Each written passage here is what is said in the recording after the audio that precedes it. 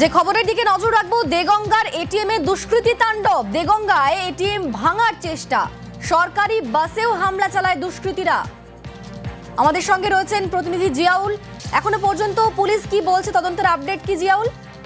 দেখো, একাধিক সিসিটিভি ফুটেজে নজর রেখেছে পুলিশ অর্থাৎ প্রশাসন।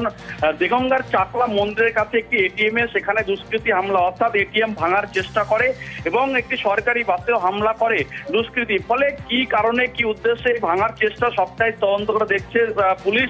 কিন্তু এলাকার যে সমস্ত সিসিটিভি ফুটেজ রয়েছে সেগুলো নজর রয়েছে, কিন্তু পুলিশ সূত্রে খবর একজনকে ভাঙার চেষ্টা অর্থাৎ এটিএম এ ভাঙার চেষ্টা এবং সরকারি বাসে ভাঙছেন এরকম ছবি কিন্তু সিসিটিভি ফুটেজে বন্দী। এবং সেই ফুটেজ নিয়ে ইতিমধ্যে তদন্ত শুরু করেছে যে কি উদ্দেশ্যে, কেন, কি কারণে এই এটিএম ভাঙার চেষ্টা, কি লুটের চেষ্টা না অন্য কোনো কারণ, সেটা খতিয়ে দেখছে এই মুহূর্তে পুলিশ।